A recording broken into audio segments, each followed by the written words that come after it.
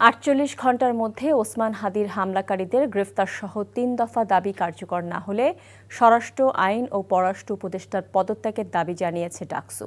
২ দফায় পুলিশের ব্যারিকেড ভেঙে সচিবালয় ঘেরাও কর্মসূচি থেকে এই দাবি জানান ডাকসুর ভিপি আবু সাদেক কায়েম। নূর হোসেনের রিপোর্ট। ইনকিলাব মঞ্চের মুখপাত্র ও ঢাকা ৮ আসনের সম্ভাব্য স্বতন্ত্র সংসদ সদস্য প্রার্থী শরীফ ওসমান হাদির হামলাকারী ও নিষিদ্ধ লীগের সন্ত্রাসীদের গ্রেফতারসহ ৩ দফা দাবিতে ঢাকা বিশ্ববিদ্যালয় কেন্দ্রীয় ছাত্র সংসদ ডাকসুর ভিপির নেতৃত্বে ছাত্র জনতার ব্যানারে সচিবালয় ঘেরাও কর্মসূচি।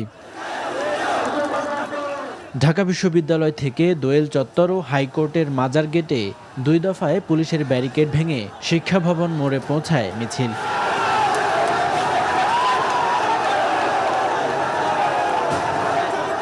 সেখানে মিছিলটি আটকে দিলে ডাকসুর ভিপির নেতৃত্বে ১০ সদস্যের প্রতিনিধি দল সচিবালয়ে স্বরাষ্ট্র উপদেষ্টার সঙ্গে বৈঠক করে ৩ দফা দাবি জানান।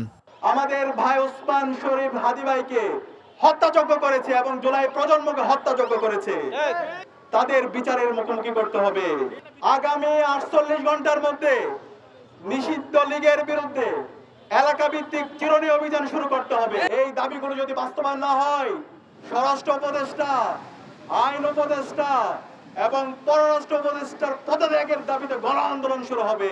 প্রয়োজনীয় সব পদক্ষেপ নেওয়ার আশ্বাস দেন স্বরাষ্ট্র উপদেষ্টা। ডাকসুর বিবি আমাদের যে ছোট ভাই কায়েম যে কথা বলছে তার প্রতিটা দাবি যৌক্তিক। আমরা এই দাবিগুলি এর আগেও আমরা কিছু আপনাদের সামনে বলছি যে আমরা ইভেন গতকালকে মিটিংয়ের পরে বলেছি যে এইগুলি আমাদের আরও বেগবান করতে হবে এবং তাদের এই যৌক্তিক দাবিগুলি আমরা অবশ্যই করব। পরে কর্মসূচি শেষ করে শহীদ মিনারে সর্বদলীয় প্রতিরোধ সমাবেশে যোগ দেন ডাকসু নেতারা। এদিকে স্বরাষ্ট্র উপদেষ্টার পদত্যাগের দাবিতে ৩ ঘণ্টা শাহবাগ মোড় অবরোধ করে জাতীয় ছাত্রশক্তি। দেশের সার্বিক আইনশৃঙ্খলার অবনতির জন্য স্বরাষ্ট্র উপদেষ্টাকে দায়ী করেন ছাত্রশক্তির নেতারা। নূর হোসেন, এনটিভি নিউজ, ঢাকা।